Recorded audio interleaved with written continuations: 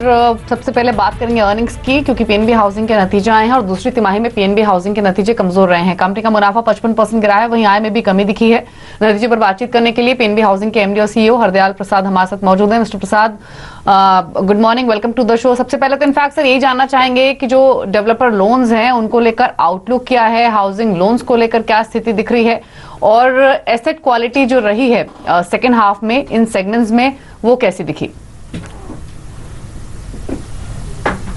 हमने last year से जो कंस्ट्रक्शन फाइनेंस था उसमें तो मेजर स्लो डाउन कर दिया था और कंस्ट्रक्शन फाइनेंस में कोई ऐसा नया कंस्ट्रक्शन फाइनेंस हम कोई नहीं कर रहे हैं अब। तो जितना डिसबर्समेंट आ रहा है वो पूरा डिसबर्समेंट सारा अब रिटेल के अंदर ही आ रहा है और रिटेल फाइनेंस जो है कि वो एक हमारा मेजर पुश एरिया रहेगा इस साल। सबसे इम्पोर्टेंट चीज ये है कि जहां जहां पर भी कॉर्पोरेट के अंदर क्या कंस्ट्रक्शन फाइनेंस में तो प्रोजेक्ट्स हमारे ऑलरेडी सैंक्शन थे और जो 70-80% कंप्लीट थे, जहां जहां पे गुंजाइश थी थोड़ा इन्फ्यूजन हो सकता था, वहां हमने थोड़ा बहुत डिसबर्समेंट करके इंश्योर कराया कि वो कंप्लीट हो जाए, क्योंकि वहां पर बहुत जल्दी सेल्स भी हो रही हैं और उनके अंदर उनके पास जो उनका रिसीवेबल होता है वो बहुत फास्ट आ रहा है, क्योंकि लोग जाना चाहते हैं, ऑक्यूपाई करना चाहते हैं। But at the end of the day I think सबसे इंपॉर्टेंट चीज ये है कि आज क्योंकि इन्वेंट्री बहुत ज्यादा है मार्केट में, तो जो रिटेल पोर्टफोलियो है, इंडिविजुअल हाउसिंग पोर्टफोलियो है, जो अफोर्डेबल हाउसिंग पोर्टफोलियो है, उस पर मेजर पुश है हमारा। जो सारा एक्विजिशन स्ट्रैटेजी है वो बहुत स्ट्रांग रहेगा इन टर्म्स ऑफ और चीजें जो हैं हम जैसे हम मूव करेंगे, जो कोविड का जो इम्पैक्ट है वो कम होता जाएगा।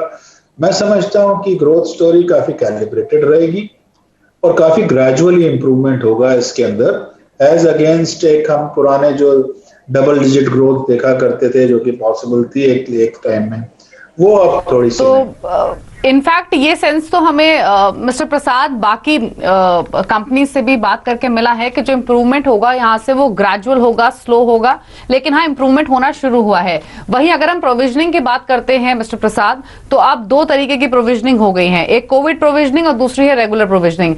तो अभी कोविड प्रोविजन और रेगुलर प्रोविजन को लेकर स्थिति क्या दिख रही है और क्या स्ट्रैटेजी है कंपनी की?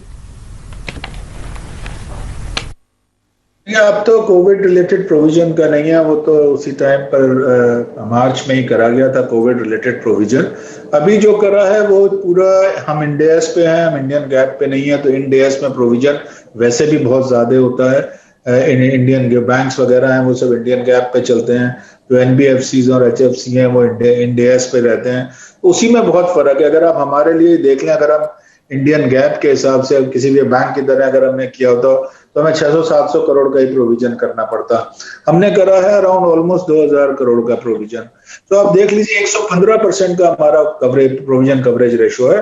तो कंपनी ये बहुत स्ट्रांगली फील करती है कि जो जितने स्टेक होल्डर्स हैं उनके पास इतना कॉन्फिडेंस रहे कि वो काफी बैरिकेड कर लिया है अगर by chance in case of eventuality.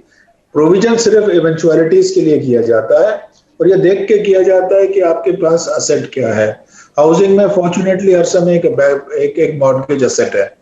तो इन सब चीजों को देखते हुए प्रोविजन हमने जो करा है एडिक्वेट करे हैं। बिल्कुल, चलिए अच्छी बात है मिस्टर प्रसाद कि यहाँ से आउटलुक तो पॉजिटिव दिख रहा है और स्थिति बेहतर होती हुई दिख रही है। इस बार भले ही थोड़ा प्रेशर दिखा हो अर्निंग्स पर, स्टॉक अगर आप देखेंगे तो 8.5 रुपए नीचे ट्रेड कर रहा है, लेकिन शुक्रिया मिस्टर प्रसाद बातचीत करने के लिए अर्निंग्स पर and all the very best for the coming quarters. लेकिन चलिए यहाँ से आगे बढ़ेंगे और सीधे रुक करेंगे हॉट कमोडिटी का।